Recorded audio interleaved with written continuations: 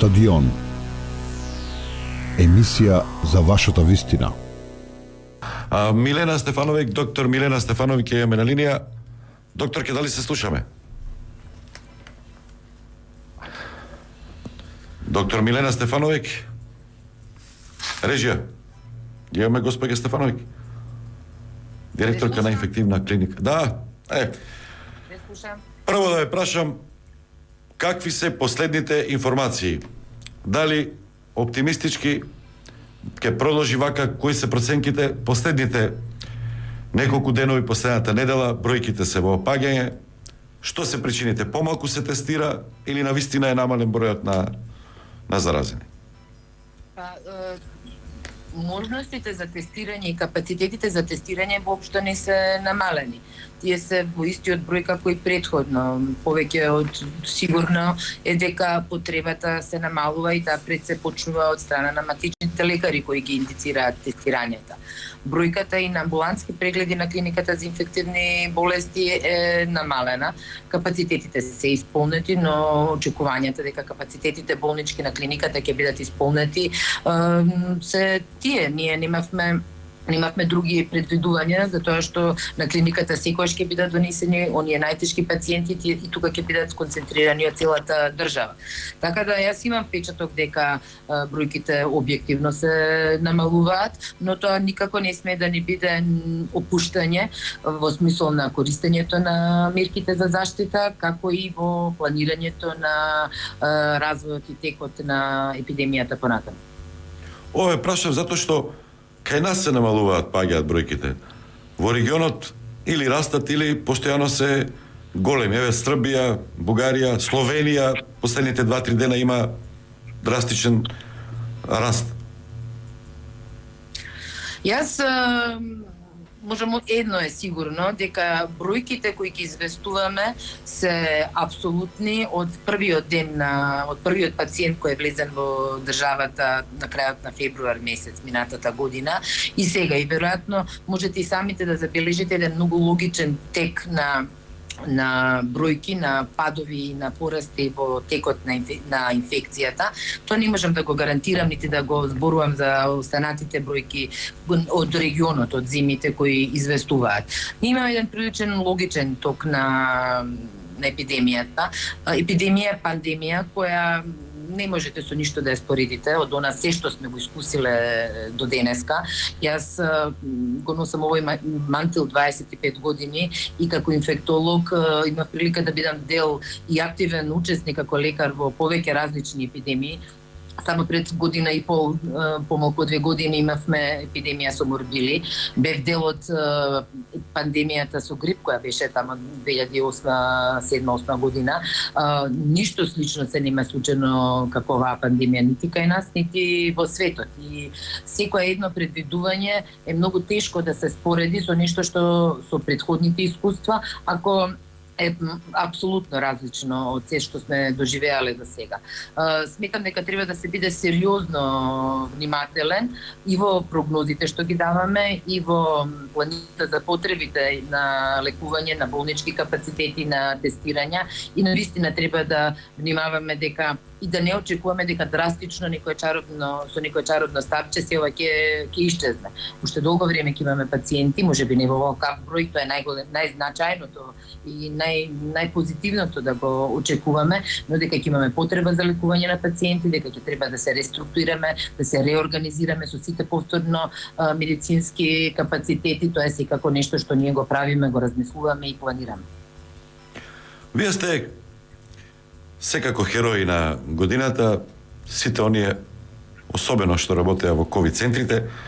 Ајде кратко да се осврнете на почетокот. Не верувавте и вие дека ова толку страшни димензии ќе добие? Колку бевте екипирани? Колку од вашиот кадар, персонал се зарази? Кои поуки можете да ги извлечете сега на крајот на крајот? Да се надеваме на почетокот на крајот на оваа пандемија. Точно, јас сум изјавила повеќе пати дека јас лично навистина не верував дека толку брзо ќе стигне до Македонија вирусот, а после тоа дека вакви димензии ќе завземе целата ова ширење на пандемијата и во нашата држава. екипираноста и подготвеноста, јас лично сметам и тоа навистина благодарение на колегите епидемиолози и на министерот почна да се подготвува уште од првиот ден на информацијата за случувањата во Вухан и во Кина. Протоколите беа апдейтувани, протоколите беа размислувани, дополнувани во секој смисол, од оние превентивните до оние што се однесува на куративата. И ние тоа до ден денеска непрекидно го следиме и менуваме. Оваа пандемија докажа дека е се возможно, дека работите не може да бидат исти од почетокот до крајот и она што е најзначајно беше водењето и движењето и превземањето мерки и во тек, за разлика од економијата, во медицината, посебно со нешто вака непознато и ново како што е нова болест, нова инфекција, не можете се да согледате и да испланирате пред време, напротив, морате да бидете сериозно подготвени и способни да во одот ги решавате проблемите и да ги превземате многу рационално, многу практично и многу осмислено, а повторно светово да биде многу осмислено, сите кораци кои ги превземате. Ако зборувам за нашата клиника, многу долго време, и се да се разбереме, нашата клиника е институција која е научена на заштитна опрема. Нашата институција не владеат стравови како што владеат на други. Може да се каже дека заради тоа кај вас помалку заразена и во персоналот имаше. Видете, да ви кажам, ние сме институција која има сериозно добри протоколи и системи кои едноставно се повторуваат во рок од многу кратко време и се стартираат и како такви функционираат од грип до ебола и тоа се Значи имате и навики веќе вие како персонал, како епидемиолози, како да се однесувате, како да ги користите рацете? Ние сме подготвени и тоа не е од вчера, не е од пандемијата со ковид, тоа е во склоп на сите епидемии што сме ги поминале, во склоп на нашата специјалност, во склоп на нашата баш така, специјалност. Она што е многу значено и затоа многу брзо и многу ефикасно се делува кај нас. Да, и на персоналот на инфективна клиника многу долго време остана, да речам, заштитен од ковид и многу долги месеци, во првите 5-6 месеци кај нас имаше минимален број на персонал кој беше инфициран со ковид, но растот на бројката во целото општество и тоа можете и по бројки да го проследите, не остава ни нас имуни. И ние мораме да комуницираме со општеството, имаме семејство сите дома, семејство кој комуницира со надворешниот свет и ризикот од инфицирање на персоналот се зголеми како и ризикот за инфекција на секој еден поединец во општеството, така да и ние се соочивме со разболен персонал на секој ниво, за секој еден активен учесник во. Кога ви беше најтешко? Или цело време? Беше тешко, учевте во непознати работи, многу. Не само тука, во целиот свет. Ќе излаже секој кој ќе рече дека не било тешко или дека не е се уште тешко. Со секој нареден пациент се случуваат нови моменти, се согледуваат нови моменти, истите се елаборираат и се превземаат како искуство. И тоа е нешто што навистина умара во еден така долг, интензивен период како што трае оваа епидемија. Персоналот на секој ниво е навистина многу уморен, но никој од нас нема друга опција за секој еден од нас дома и тука на клиника да битката продолжува понатаму. Медицината и се она што беше возможено како информација или како искуство од поголемите центри кои имаат драстично поголем број на пациенти, ние сме го собрале нашето собствено искуство исто така кое од неизмерно богатство за еден клиничар и го продолжуваме третманот понатаму. Навистина би било многу потребно не само од здравствен, туку и од економски аспект да се бројките конечно намалат, да бројката на пациенти опадне и не само ради тоа што што средства ќе недостасуваат како пари, меѓутоа на глобално ниво ќе недостасуваат и лекови, затоа што производството на сите овие лекови се случува некаде во светот, кој исто така сериозно оптеретен со голем број на пациенти, нема да биде така едноставно да се цел тој увоз на лекови се реализира во државата и биде достапен. И да се разбереме и политиката, и здравствената политика, и здравствениот персонал секаде во нашата држава, вклучувајќи го целиот бизнис, целата економија, се она што ќе го обезбедува, овозможува набавката на се она што ние го трошиме веќе интензивно, ќе мора да се сплоти во едно за да може да се истера до крај целата оваа голгота на COVID-19, која е бидна и 20, а како што гледате и 21 година почнуваме повторно со првите информации поврзани за COVID. Докторке, само за крај да ве прашам, какви се вашите прогнози? Дајте малку оптимизам, макар што никој не може.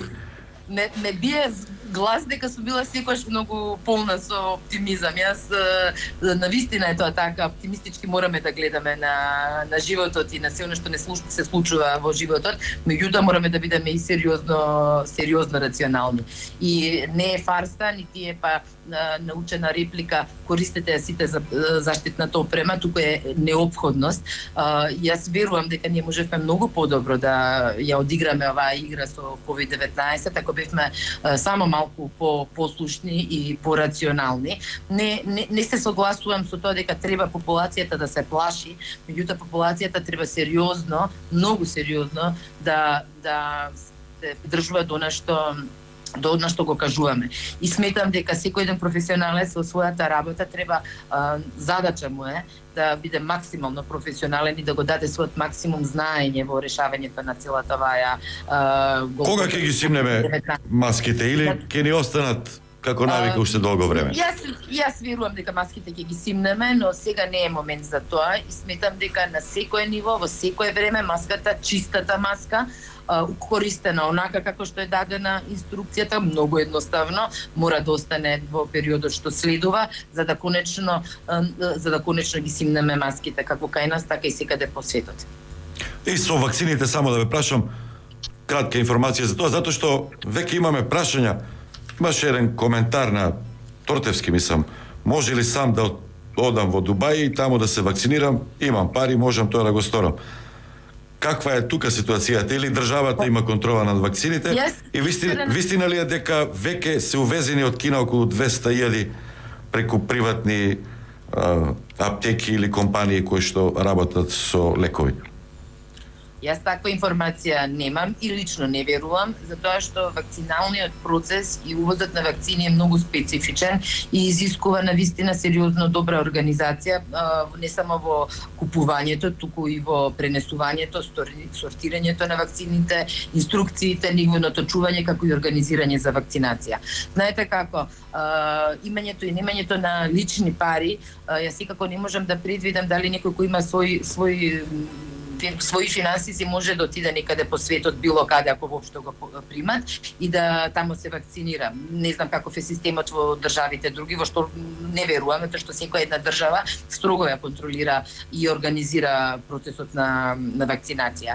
Јас можам само едно да кажам, дека вакцинацијата и вакцинирањето ќе ни биде спас на сите, зборувам за цел свет, за целата популација, и тој мора да го отпочне. Има земји кои ќе почнат порано, има земји кои ќе почнат малку подоцна, имајќи ги во предвид сопствените здравствени политики и предвидувања.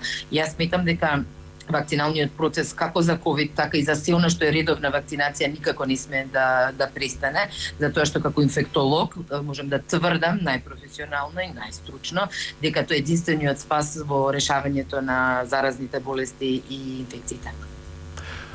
Госпоѓо Стефановиќ, ви пожелувам се најдобро во ова 2021 година и да имате многу малку работа. Ви благодарам многу, нека биде добро за сите нас. Пријатно, Милена Стефановиќ, директорка на инфективната клиника. Продолжуваме понатаму. Стадион. Емисија за вашата вистина.